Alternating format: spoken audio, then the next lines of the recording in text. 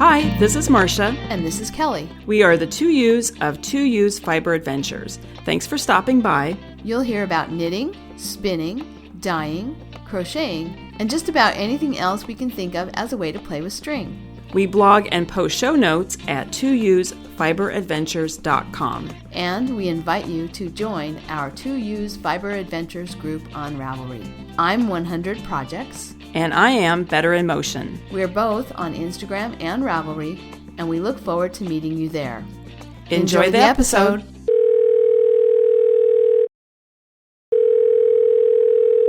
Good morning, Kelly. Good morning, Marsha. You sound not so well.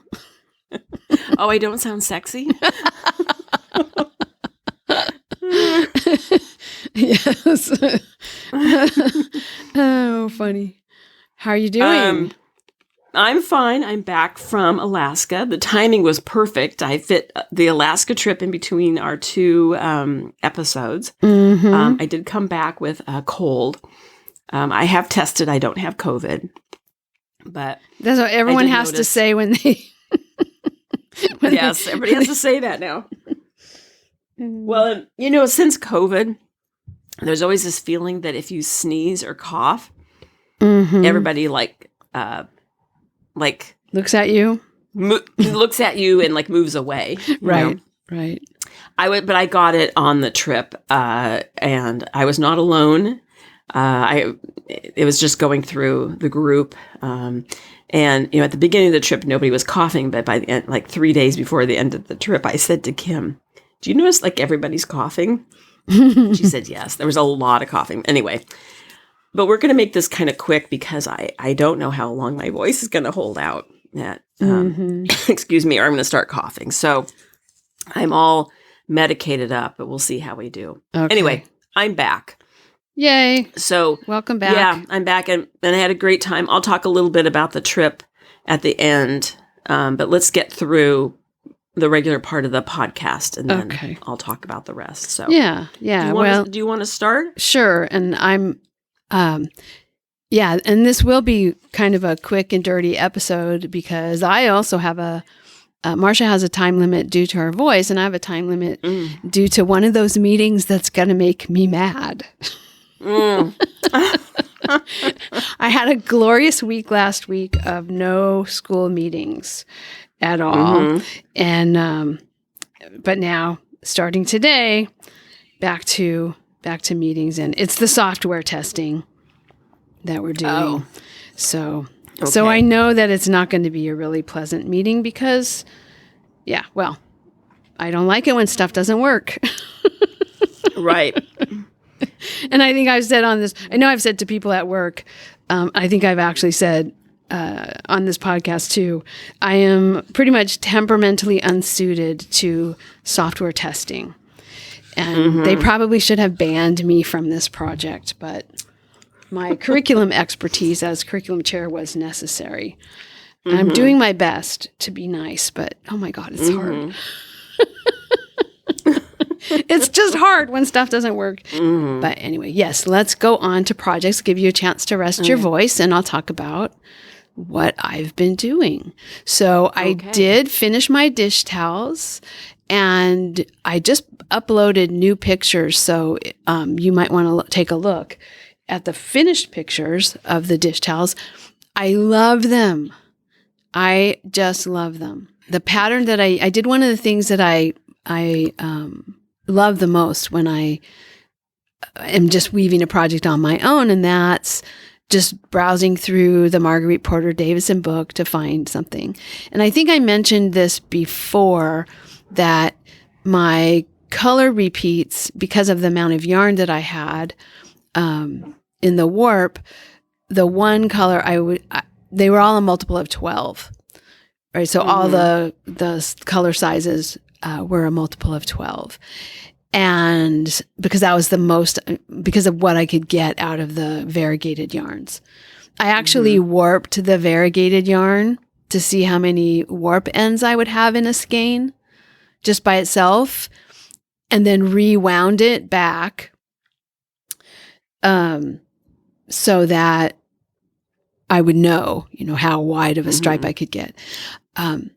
and then I did the designing, and then I warped the towels. But anyway, I found a German bird's eye weave structure that I used, and it was just so much fun. I had a really good time with it.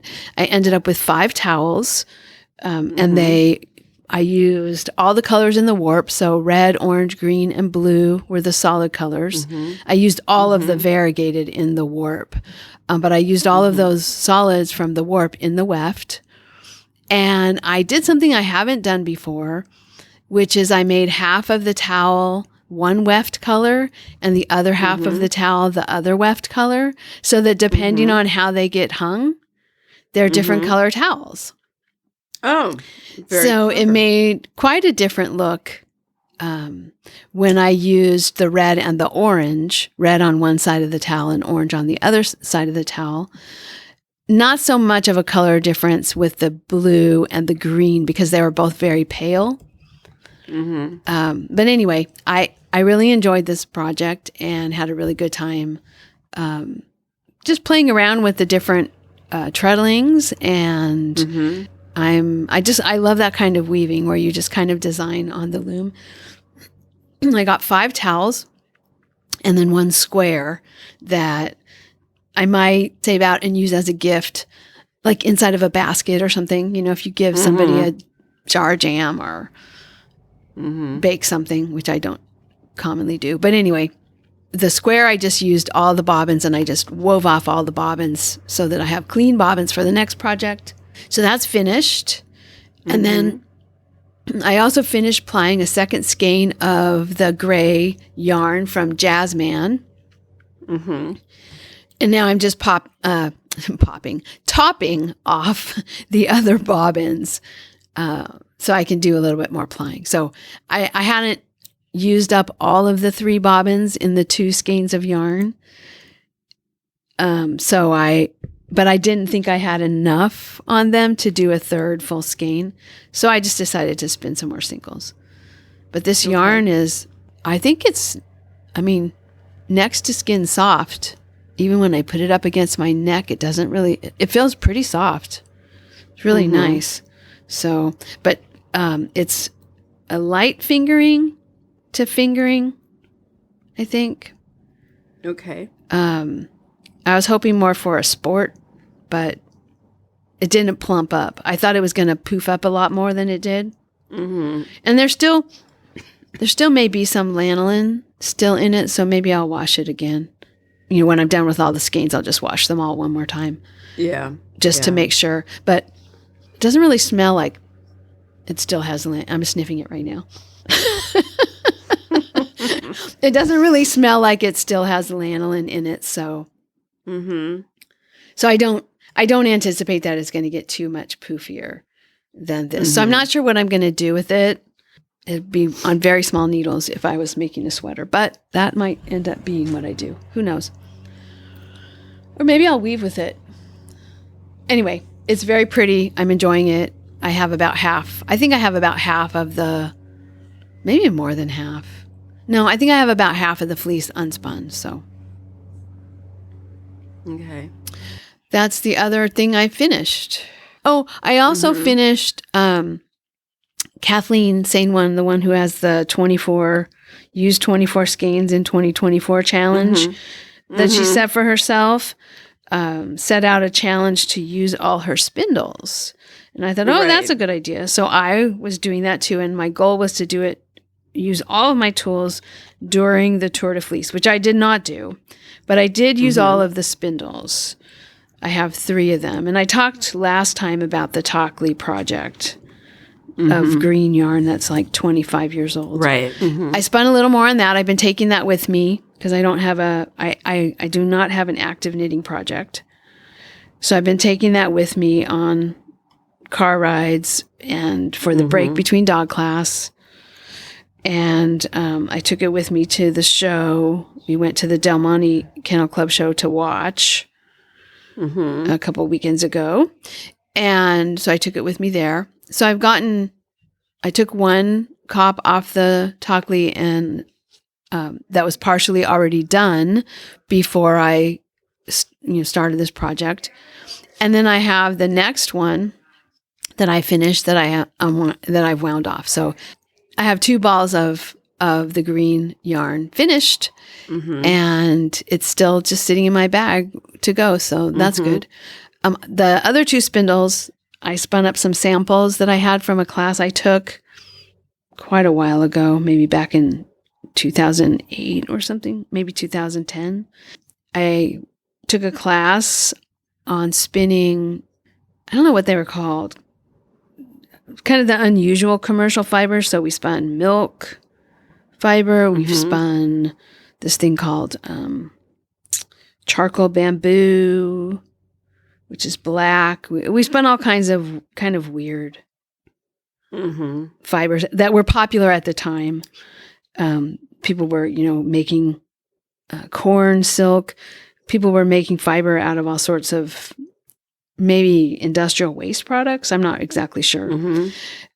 So one of the samples that I grabbed was a sample of a fiber called Optum, which is a stretched merino. And what is a stretched merino? What is so that they process it by like stretching it out, taking out all of the crimp and giving it a little extra stretch. And I should put a link in the show notes to the website. I just Googled Optum after I took it out of the bag and spun a little bit. I Googled it to see, is anybody selling it? I wouldn't buy it, I don't think. I mean, I have no reason to buy it. It spins up a lot like silk, but it's not quite as long. Like, what is the point of it? Well, this is the interesting thing. So I wasn't sure what the point of it was. I thought maybe it was to make it easier to spin for spinners, or turns out it's really not. The product wasn't really developed for spinners.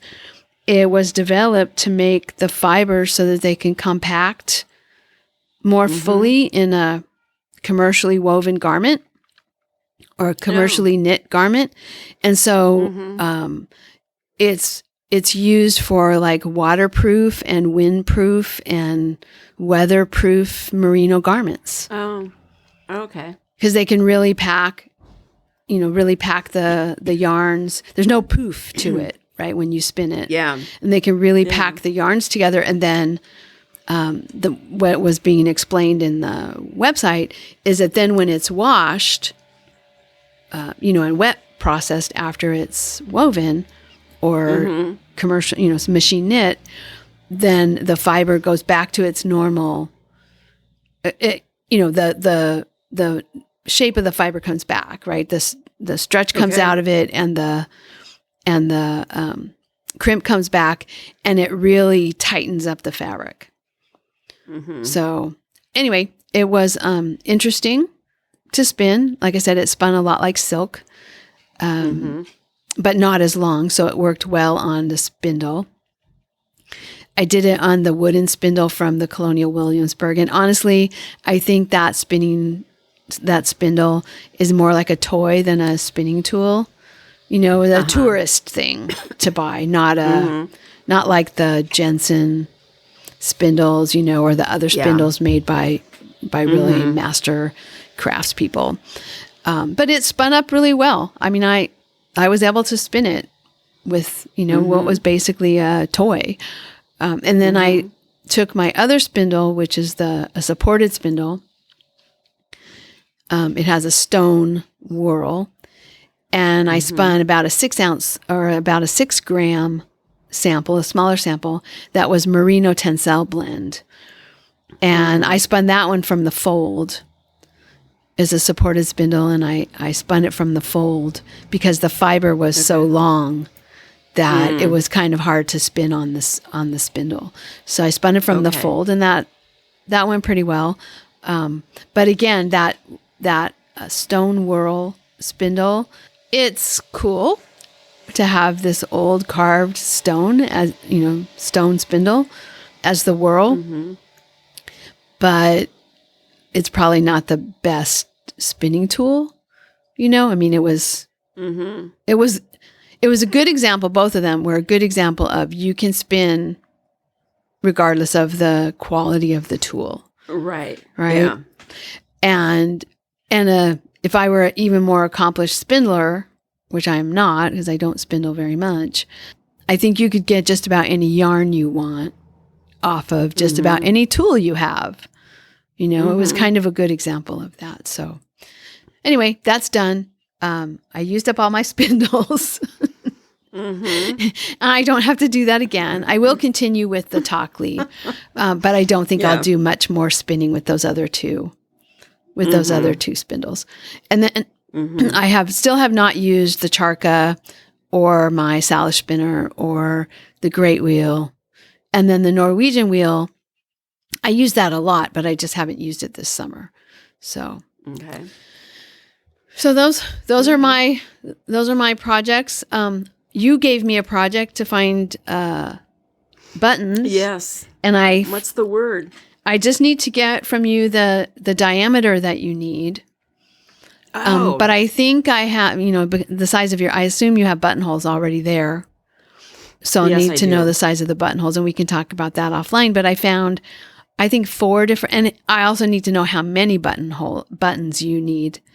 I was thinking 3, but I couldn't remember. And I didn't go back. 4. Okay. I didn't go back and check your sweater. Okay. Yeah, and I think the buttons are 5/8, but I will confirm all of this. Okay. I know the quantity is 4, but I'll confirm the size. Okay. So yeah, the ones I found might be a little too small, but I have plenty more. I picked up the first strand I saw that had the right color of green and stopped there, thinking, okay, well, I do need to know how big a diameter I need for these buttons. So anyway, so I did that. I'll text you then. And then one last thing. I have to make some baby things. I have 2 friends from work. One just had a new granddaughter a few months ago and is now going to have a grandson.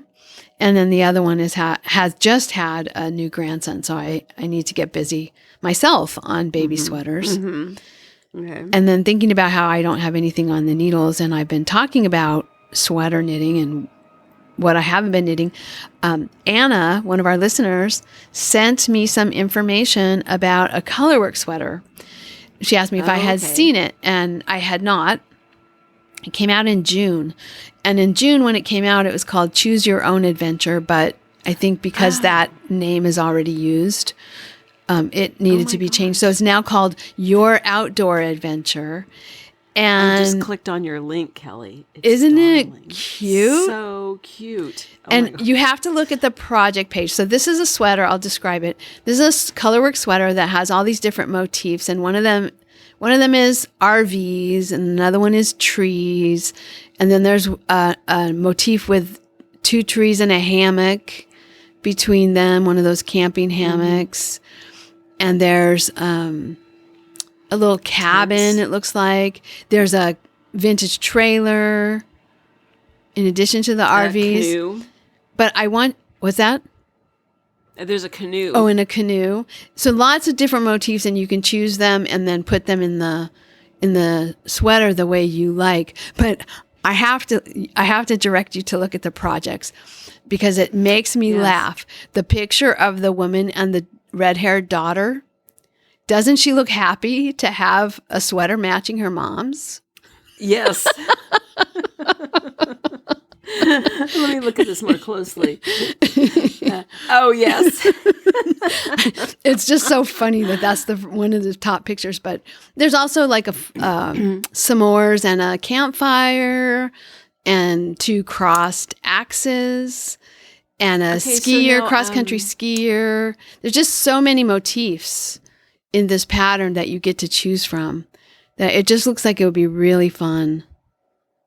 Really fun to make. Go back and see where are all the different pattern detail ideas. I'm just looking at people's projects. Oh, at people's projects and noticing some of the details. Like one has cup mugs of, looks like little mugs of tea.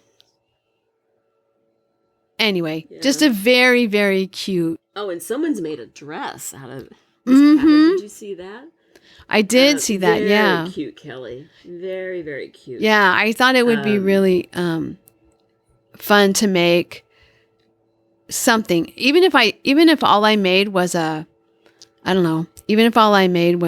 lap throw, using the motifs and not a sweater. But the sweaters are cute. They're very cute. And I do have sweaters that I take with me because we camp in the winter. Yeah, and what I think is really interesting about this sweater too is the first one, the one that's on the actual, not the projects, but the details page. It's it's navy blue, looks like a navy blue or a bright blue with just white. The color work is all just white, so it's basically only one color. Right. But then if you look at the projects, other people have done it where each motif is a different color. That's really cute too. There's one where like the dress. The dress has the stripes. There's another one. It looks like it's Keire's test knit, where she's done the tents and the trailers and the trees. But like the tents and the trailers are sort of a burgundy color or maroon or something, but then the trees are green on a cream background. So it's really cute either way, where the color work is all one color or each motif is a different color. Yeah. That coordinates together. They're very, very, very cute. I like that idea. Here's somebody who's done it in a really, really bright colors too, which is cute. Mm-hmm. Yeah, I like that idea because the trees are then green. Mm-hmm. And then, it's you know what? This darling. would be fun. I'm gonna get a little bit ahead of myself, but I'm gonna talk about my spinning project later on when I get to my projects. But it's basically that big giant cake, 2.2 pound cake of Targhee that I was talking about in the last episode. And I said what I want to do is, I was going to spin it up, and then I thought it'd be really cute to do a colorwork sweater. Mm-hmm. It'd be interesting to do this because I wanted to then over dye some of that kind of cafe au lait color or yarn to then just do a light over dye. It would be kind of cute. That'd be kind of fun with your yarn too, to do something like that where you can. Mm-hmm. Or what would be cute too is the your Jacob. Remember you were going to. No, it's not the Jacob. I'm sorry. What is the fleece you have that's all the different colors and you separated out the colors? Oh, it's the one I'm spinning right now. It's a CVM Jazzman, CVM Merino Columbia. Yeah. Yeah. Yeah. That'd be kind of fun too. You wouldn't have the green in there, but it still would be pretty cute. Maybe to just I don't know. Well, I could dye it green. I mean, I could certainly over dye green over one of the one of the lighter colors. And this is a sock yarn fingering weight sweater. Oh, it is? Mm-hmm. Yeah, 29 stitches in 10 centimeters or 4 inches. That was a very fine gauge sweater. Boy. This would be, I don't know, if I made this sweater, I would wear it more than just in the trailer because it would be like a project, right? Yeah. But no, it's really cute. I like the fire and the s'mores, and I don't know. They're just. I wonder if I could make the trailer a little longer. Mm-hmm. Like use the and it would be motif of the RV, like the RV length, but stretch out the trailer because that's our trailer is a little longer than the little canned ham that's in the. Anyway, I don't need to go into all kinds of detail about how I might someday. It's just in my fantasies. I would say this sweater kind of goes into that category of the sweater I saw the woman in my neighborhood.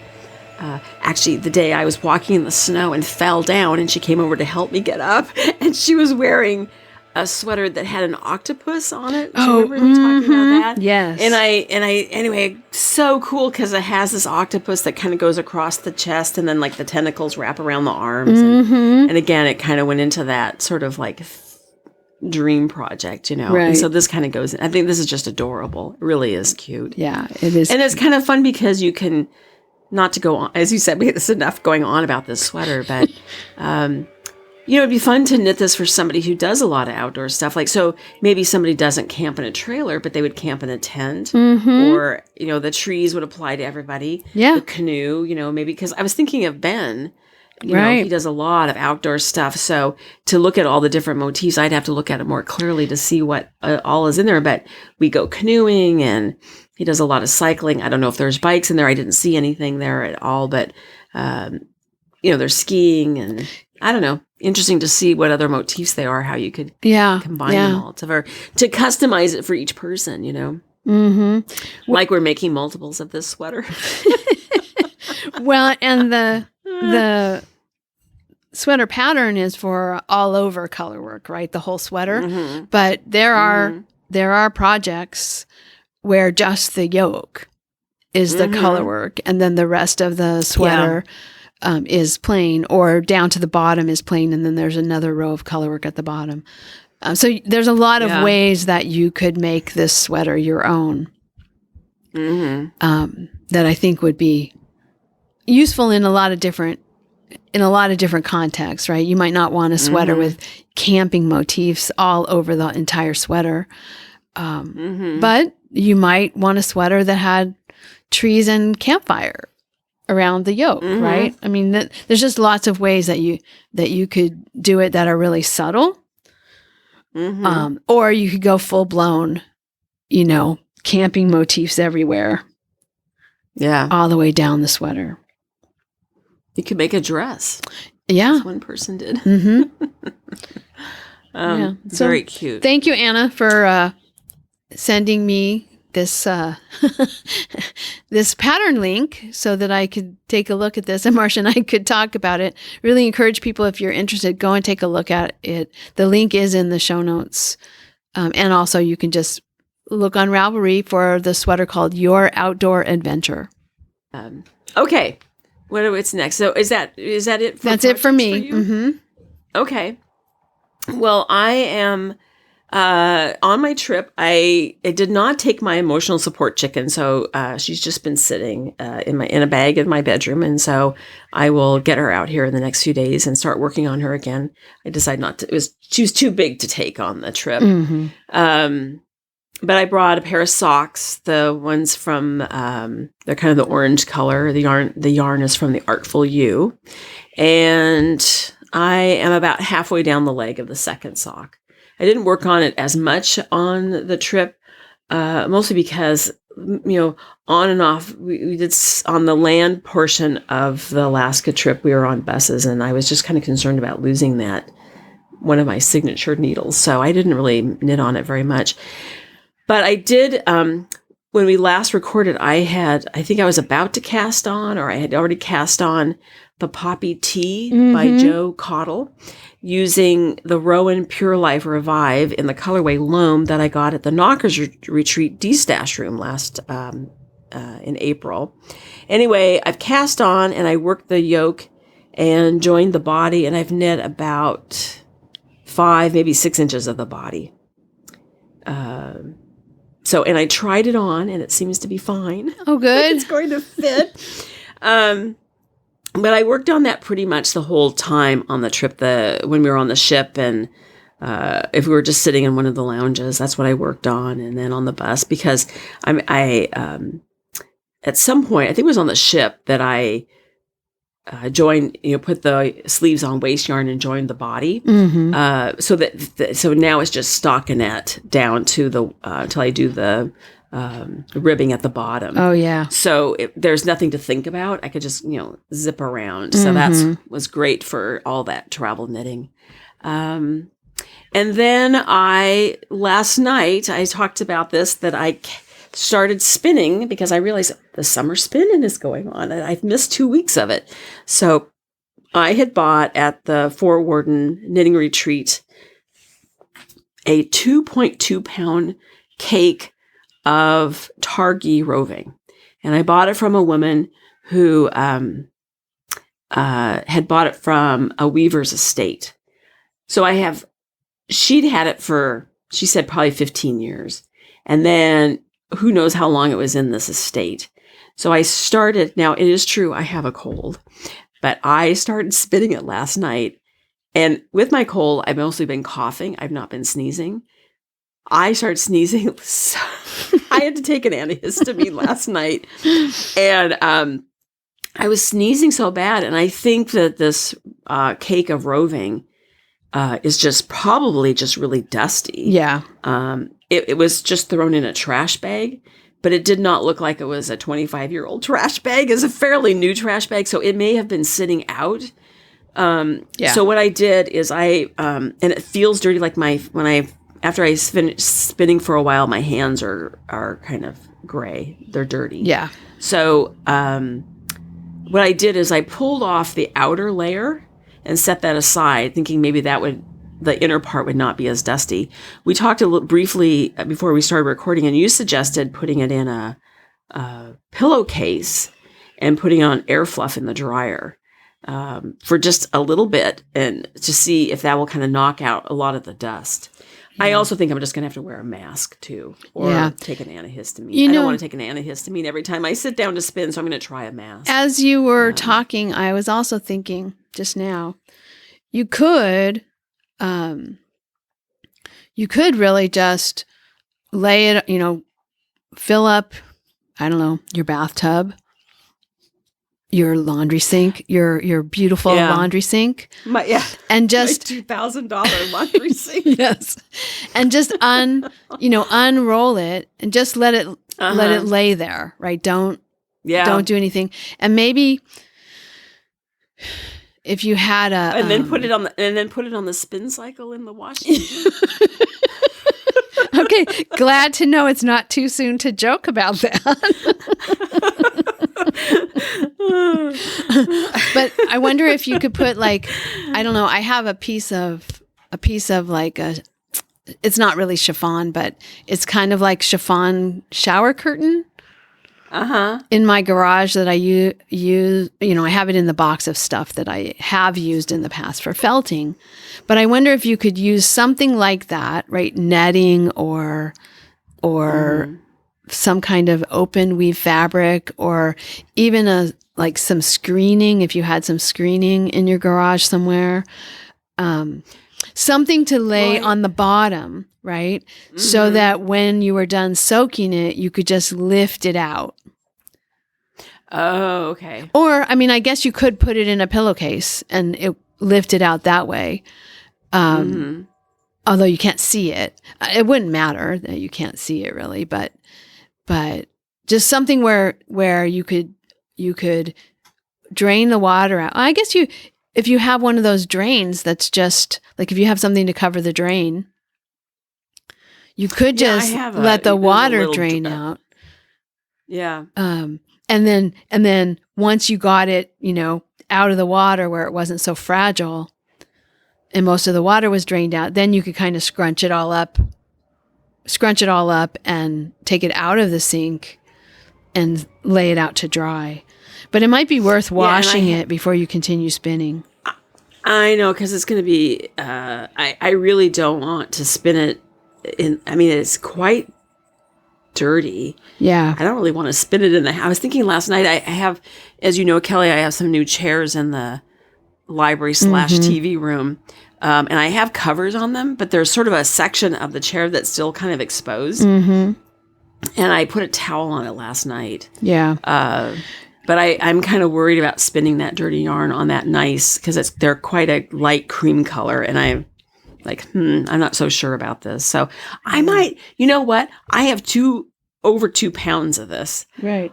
I should just pull some up and try washing it and just see what happens, because I have so much of it. That's a good idea, because that would make it much more manageable to wash. I don't know why I didn't think of that. That's a very good idea. And you could even dye some of it before you spin it, because you're going to get tired.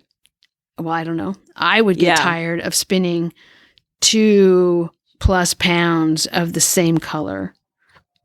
Oh, yeah. So, well, and I realized it's the exact same color as that blanket. Remember the blanket that I spun all the yarn that Name of that sheep I can't pronounce.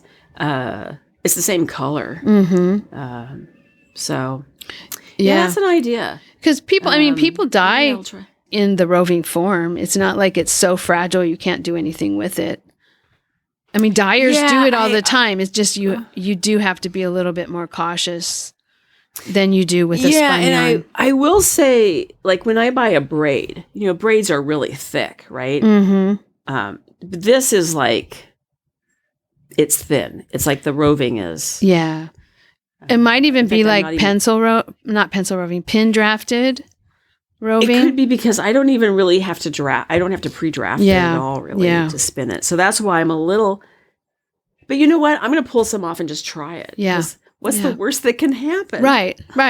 So that's it for me for projects.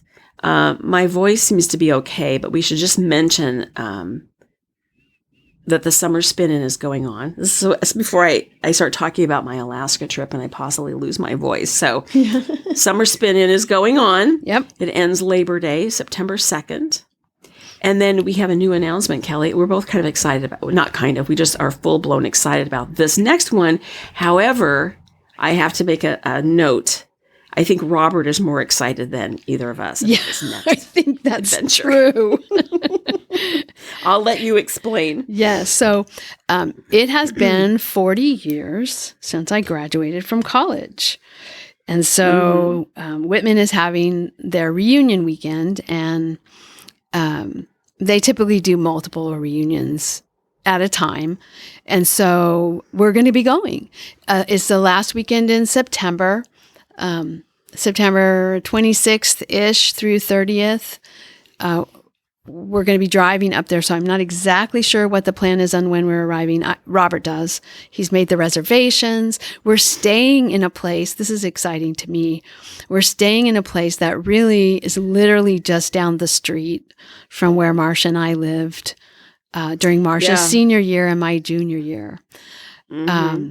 So that's really fun. It's an old house property that's been made into a hotel, essentially. I've looked at the pictures and I can't quite picture it. Like, I'm not sure I'll recognize it when I see it. Like, oh yeah, that was this place. I'm not sure I will recognize it. But anyway, it really is, maybe 3 blocks from where we used to live, I think. Something like that. So right in our old neighborhood, which will be really fun. I'm excited about that. And then I don't know what the events are. I don't know the schedule of events for the reunion weekend, but one of the things that Marsha and I definitely want to do is go to Pearl to Walla Walla. Is that right? Yeah. Yeah, the yarn shop there. So, which is also in my old neighborhood. Yeah.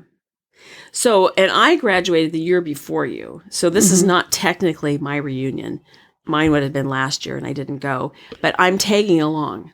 Yeah. Robert texted me and invited me, or who texted me? You or Robert invited me. So I booked a room in the same hotel. So we're going to be staying in the same place. And I'm going to drive over and meet you. And I think we're there 4 nights, I believe. Yeah, I think so. And I think it's going to be super fun. Walla Walla is completely different than it was when we went to school there. It's not the cow town that it was before, right? Wheat farmers and men in cowboy boots and Wrangler jeans. Remember the cowboys in their jeans? Yeah. At the fair. And but I think it's going to be super fun, and it'll be fun to visit the shop too. So. Yeah. But we'll have more information about what we're doing in Walla Walla. Yeah. Later on. But it's going to be fun. I'm a little nervous about the fact that I'm going to be gone for a week during the school year. But again, I don't teach classes. So I'm trying to remind myself, I did this before when I came up to visit you when I was teaching online. And it doesn't conflict with, meetings that I have to find somebody else to cover for me and all of that. So and I, the meetings that I do have to go to, I can certainly just attend. I mean, I can even attend in the car on my phone if I have to, right? I mean, plenty of other people have done it. So it's not that I have such a strong work ethic, but I'm old, right? It just seems very decadent to be gone for a week during the school year. Even if I am going to be doing, the Walla Walla stuff, the reunion stuff is all on the weekend. But the travel, I don't know. So there's a part of me that feels like a little bit like I'm playing hooky trip. And, plenty of my colleagues have been teaching online and attended meetings from, various places. So it's not like it's not okay, but it kind of feels not okay to me. It's not okay with your ethics, your work ethic. Kind of. Well, and it's fair to say. It's not even like I won't be working. You know what I mean? Yeah. Just like, I'm a very much I'm a judgmental person. Let me just say. Yes, it's true, Kelly. I struggle very hard with the judgy side of my personality. Yeah. And I have been known to make silent judgments about my colleagues who are away on a trip during the middle of the school year. So So that's I think that's the thing I'm struggling with the most is my hypocrisy. So, but I'm really excited about the trip, and I do think you're right. Robert is even more excited about it, and so it'll be fun, and maybe we'll see some listeners. Yeah. I'm going to throw one thing out as I know it's planned what you're going to do. And I know part of the fun about this trip is you're driving. But I would say if it's too much and you feel too guilty about it, one option is you just fly to Seattle and we drive over together. And then that would just be 4 days in theory of travel. Yeah, we talked about that as a possibility, but I do think driving will be part of the fun, just because of so many trips we took. Yes, right. All those memories of driving to drive up there, and deer, and yeah. There are plenty of not so good memories either. Like the first trip up there, where I said, "Oh, it looks like this is the highway we should take," and it turned out to be going through a place called John Day, and like the whole highway was closed down to do construction. Like we spent hours with the how they ferry you back and forth. It's like, oh my God, I did not realize that they would actually close. I mean, it was a very small highway, and I didn't know that. I didn't think about the fact that it would be a very small highway and there could be road construction. So we have plenty of those like not so great memories of that trip, but also lots of very fond memories of driving back and forth. So I'm just popping in here while editing to explain Marsha's earlier reference to the deer. One of the not so great memories of the trip from the San Francisco Bay Area up to Walla Walla, besides the John Day experience, was when Robert was coming up and he ran into a deer right outside of Madras, Oregon. He crashed into the deer and crunched his 1964 and a half Mustang that he loved so much. He had to stay in Madras for a while the car got repaired enough for him to continue the drive, but it had that crunched portion for quite a while he saved up money to be able to fix it. Anything else? How are you feeling with your voice? We have a little bit of time. I may not go through the whole. I'm just going to kind of an overview the Alaska trip. So it was an organized trip on Holland America. The ship we took was the Nordam. We met the ship in Vancouver. The ship was beautiful. Loved our room. Food was great. Nice people. so our first port was Ketchikan, and we took a city tour and visited what they call Potlatch Park, which is a park with totem poles and houses. So I put a link in there. I put links in the show notes to everything. There was a yarn shop there that we visited, and for the life of me, I cannot remember the name of the shop, and I cannot find it on the map, Google Maps. It does not come up. And I can find the building, but when you click on it, there's no link. So but I did not buy anything at that shop. Beautiful weather there.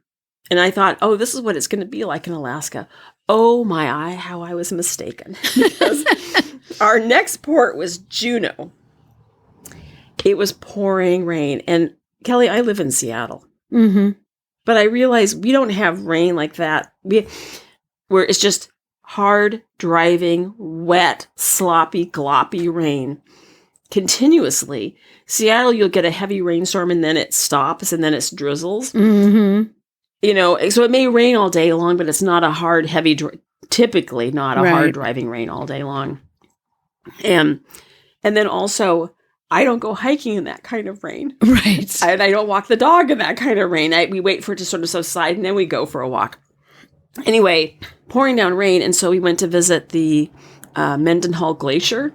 So we were taken to the visitor center, and then you have to hike up to see a waterfall, and then you hike to a viewpoint. Anyway, my REI guaranteed waterproof shoes are not waterproof in an Alaskan rainstorm. My feet were soaked. Oh my gosh. It was not that cold. It was about 60, but when you're wet and then you get back on a air-conditioned bus, I was so cold. But anyway, we went to a yarn shop there in Juneau afterwards, soaking wet. Went to a yarn shop called Changing Tides. And they have a brand of yarn that they are selling. It's their brand called One of a Kind. So I bought some sock weight merino and some lace weight alpaca merino silk yak. And I got a bundle of mini skeins there. And then our next port was Skagway. And I'd heard people like they didn't like Skagway. I kind of like Skagway, maybe because it was not raining. I don't know. We had a short city tour, and then we visited a cemetery, which was interesting. And we drove over White Pass into Canada. You know that famous photo of the Chilkoot Pass, of the miners? Mm-hmm. It's that general area. And anyway, and then in Skagway, there was a really nice yarn shop called Aurora Yarns.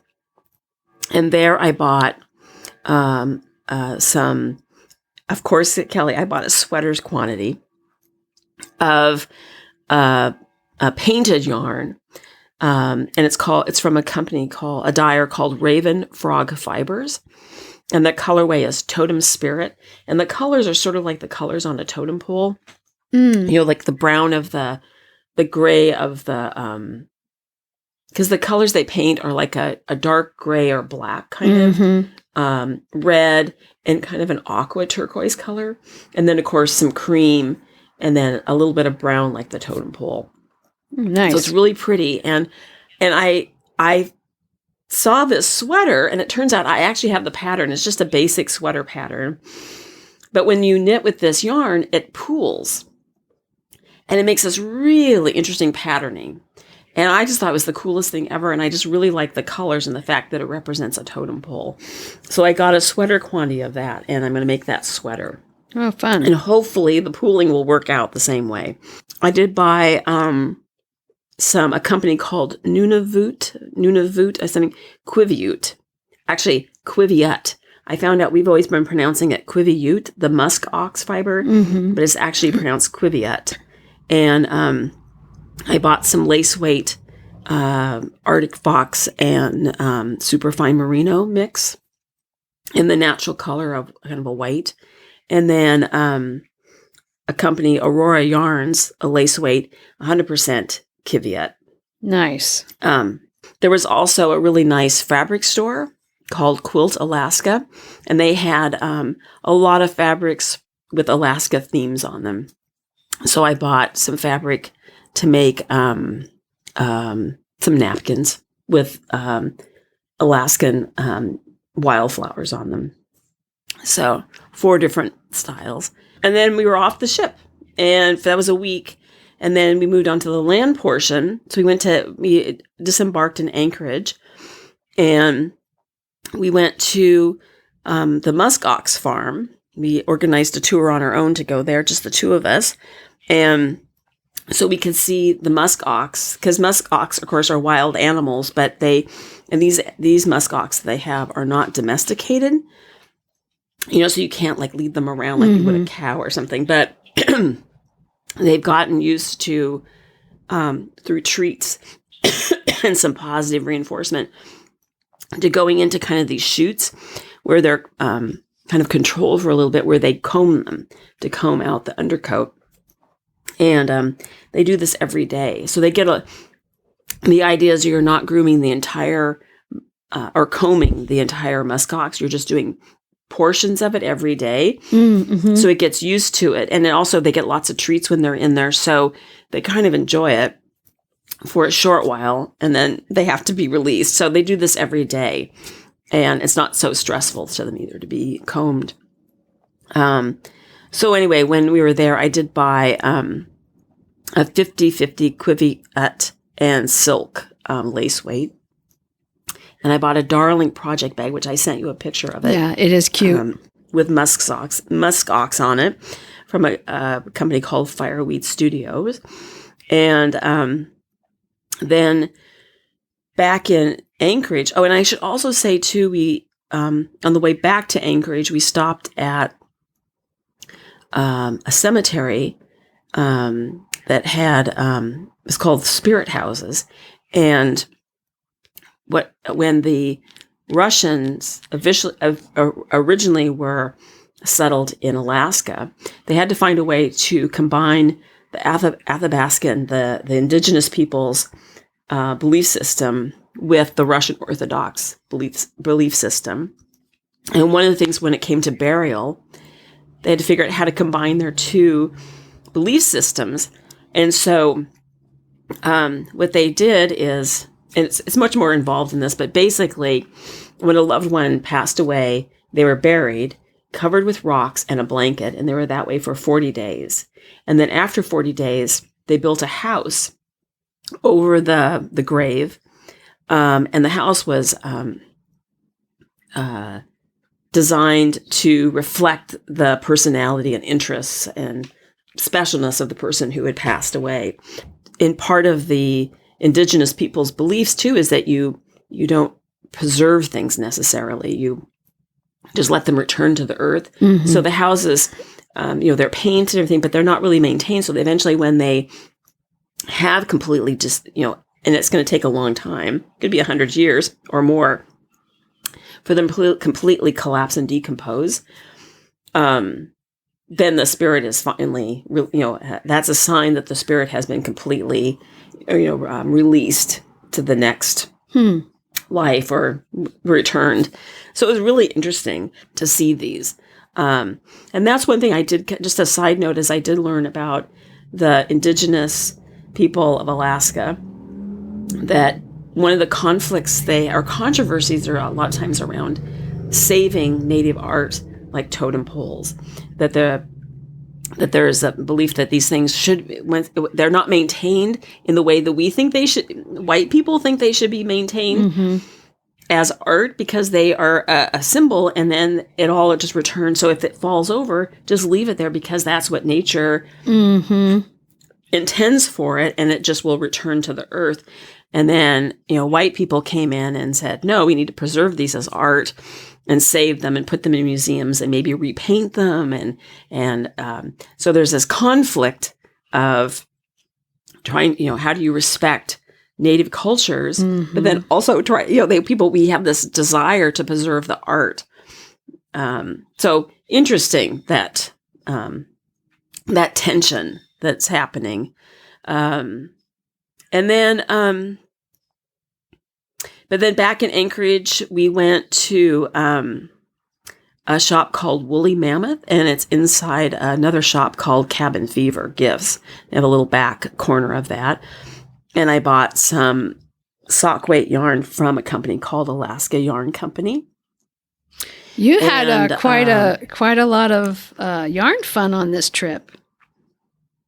Oh, Kelly, I have no reason to buy any of this yarn. I mean, we talk about this all the time, that I don't need any yarn. And every time I pull out my credit card, I would think to myself, you do not need this. But you're in Alaska. When am I ever going to get to Alaska again? That's right. I didn't buy anything that's from a big company. Yeah, These are all independent dyers. So I have to support them, right? Right. Oh, yeah, yeah. And it's my art supplies. I'm just surprised. I'm not being judgmental here. Oh, yeah, right. No, I just didn't realize that you would find so much. You know? I mean... Yeah, I actually, to your point, I was really surprised how many independent dyers are in Alaska. And I put the links in, and some of them are in the far north, in the, up in the Yukon and the, what they call it, the North Slope, and very, very remote areas. Anyway, I mean, but I'm not done. Clearly, they use yarn. I'm not, sweaters. What better sweater weather is there? But yeah, I don't know. I just didn't really envision that you would have the opportunity to scope out yarn stores, but I'm glad you did, because it looks like you found some good stuff. Well, and I think that it is true that the first three cities, Ketchikan, Skagway, and Ketchikan, Juneau, and Skagway they're real working cities, right? People live there, but it's also a huge tourist economy. I mean, they're relying on and so I think that they're selling things that maybe they wouldn't be selling in. I found out that Ketchikan has a population of 14,000. And that's just not the immediate city. That's like the whole, they don't call it the county, but it'd be like the county or the district or something, which is massive, massive. 14,000 people. And that's the fourth largest city in Alaska. And when you see it, you're like, it looks like downtown Seattle waterfront. That's about as big as it is. It's like how it's so small and Alaska's so big. And I think Fairbanks is the third largest. And I think he said there was like the population of about 38,000. So it's like there's not that many people in this vast landscape. And it's kind of hard, it's hard to grasp the vastness of Alaska until you actually go there. And even then going there, I don't think I fully understand the vastness of it. But I think though, like those three towns that I mentioned are relying on tourist dollars and fishing and mining. But they're relying on those tourist dollars to get them through the winter. And so it kind of makes sense that they're trying to cater to all needs. And it's surprising little tiny towns would have these yarn shops, but they're really nice ones. And then after we disembarked we got off the ship in Anchorage. And I mentioned the shop there that we went to. But then after Anchorage, we traveled to Denali. We took a train to Denali. Now, Denali is really far away. And there's a really nice yarn shop there. And I was really surprised. I mean, probably the nicest yarn shop in terms of just how it was designed and laid out, the product. It was all, 95% Alaskan independent dyers and a little bit of, big producers in the back, a little bit of that. But anyway, it was called Polychrome Yarns. And I bought some fingering weight yarn from a company called Bad Sheep Yarn in the colorway Sockeye Salmon. I have to say a lot of my colorways I bought all has something to do with Alaska. And then another company, AK Venture Company. I think that stands probably for like Alaska Venture Company, a sock weight. And they're little mini skeins. I'm sorry, they're not. They're full skeins of, I bought 2 of a colorway called Mizzy and 2 of a colorway called Midnight Sun. So one is painted and variegated, and the other one is solid. And they coordinate together. And so I was kind of thinking of making the rocket tee or some sort of striped sweater out of that. Oh, yeah. The colors were so pretty, I just had to buy it. And I should say, when we were in Denali, we did organize at Denali too. You can't really. There's only one road into Denali, and when you go a certain point, then you can't go in as a private individual. You have to go on one of these tour operators. Mm-hmm. And so we went. It's like a school bus. You go in, and I don't know how long we drove in there and saw the scenery and looked for animals. We did see a grizzly bear, and then. So that's the only thing we really got to do in Denali. Denali is, again, Alaska, so vast. It's not really easy access to anything in terms of roads. There's only one road in. And then in terms of permitting, too, it's the place where they only allow the buses in. My understanding from what I read is they will allow private cars in, but it's a lottery system. Oh. So there's no guarantee that you're going to get in. And so I think my only real disappointment is we did not have enough time nor access to do any hiking there. The only hike we did was just a walk around the hotel complex where we were staying. So, I would say what Kim said about the trip is we have to think of it as a tasting menu. Yeah. We get a taste of everything, and then we kind of know where we want to go back. And I would definitely go back. And then from Denali, we went to Fairbanks. That was our last city. And they were very touristy. These 2 things were very touristy, but they were really fun. We went to Dredge 8, which is it was an old, mill is not the right word, but it's a dredging machine for dredging out the rock and ore for gold. And they have a thing set up where you can pan. They give you a little bag of crushed rock, and you can pan for gold. Oh, yeah. I swear, it was really fun. Like, Kim and I were like kids. It was so much fun. We did that when I was a kid, where we used to go camping in gold country in California, and we would do it every year. And I had all these little vials of the flecks of gold in water.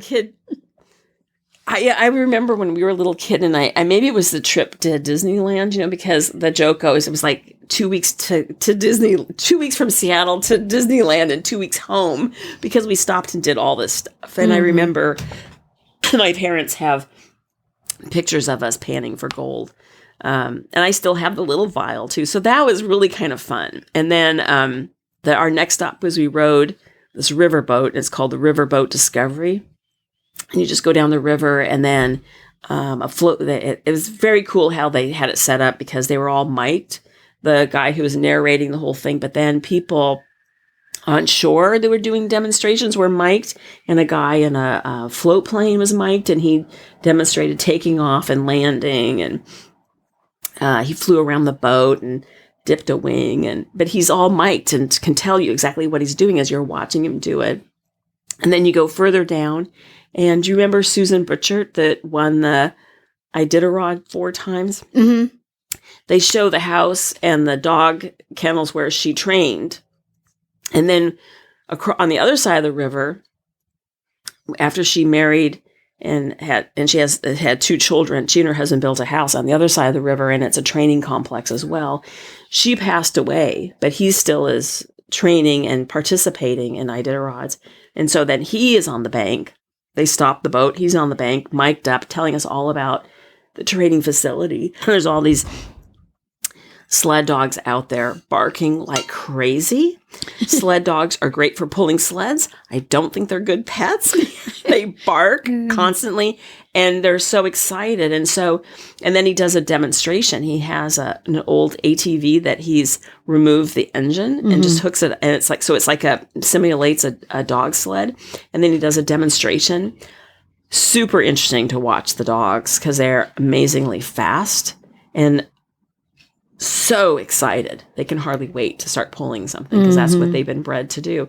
And they reminded me a lot of when we were at Black Sheep, I think it was, and there was the sheepdog demonstration and how they breed not for look and appearance. They breed for brains.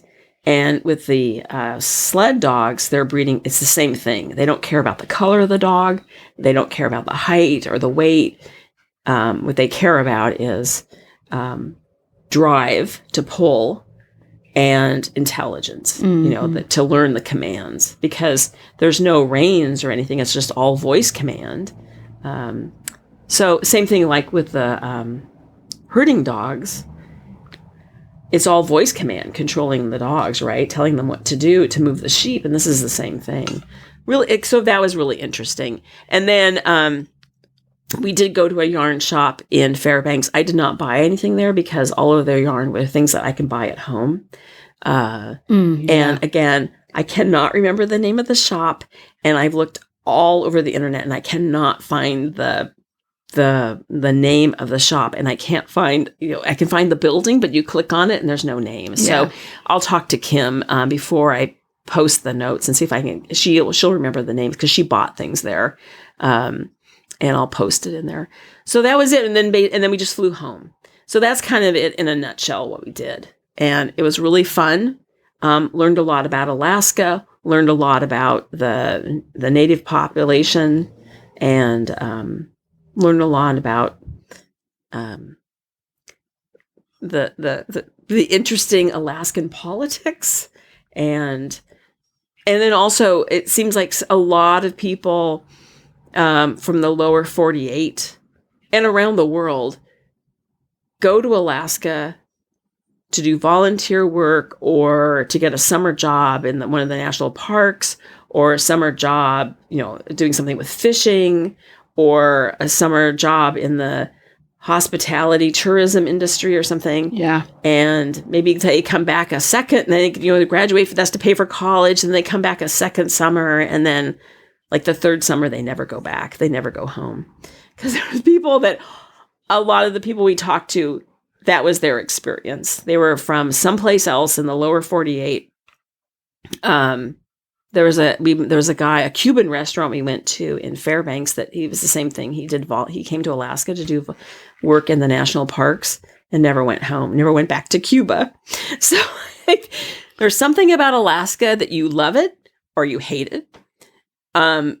You go there and something attracts you and you just never really go home. There's always a pull, and the people who stay there they've been there 30 years. It's kind of an interesting. That is interesting. I don't hear that about other states.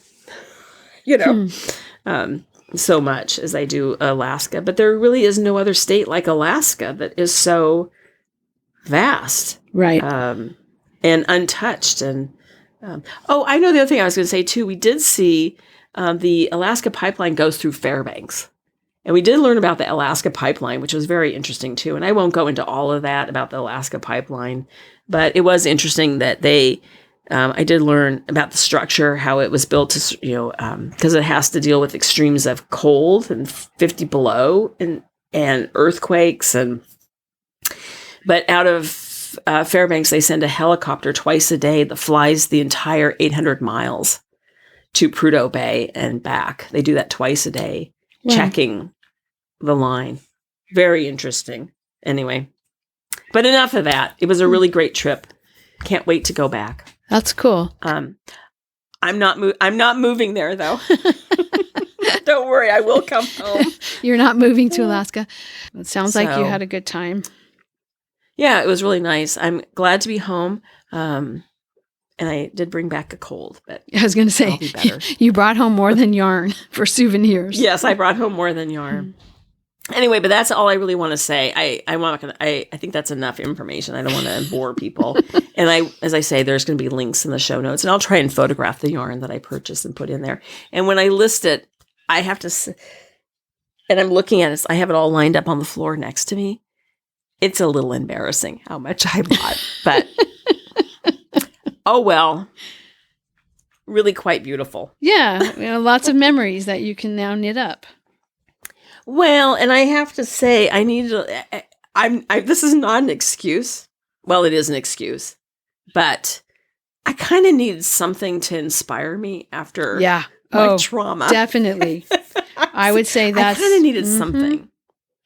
I would have to agree. And I really like the t-shirt that I'm making, but it's destash yarn. I needed something fresh and new that I just picked because I love the color. And I loved everything about it. So I feel very inspired now. Well, that's good.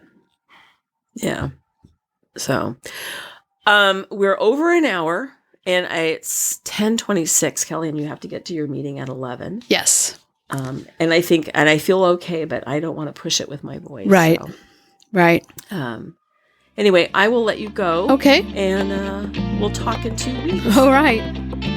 All righty. Bye-bye. Bye-bye. Thank you so much for listening. To subscribe to the podcast, visit 2usfiberadventures.com. Join us on our adventures on Ravelry and Instagram. I am Better in Motion, and Kelly is 100 Projects. Until next time, we're the 2 U's doing our part for World Fleece.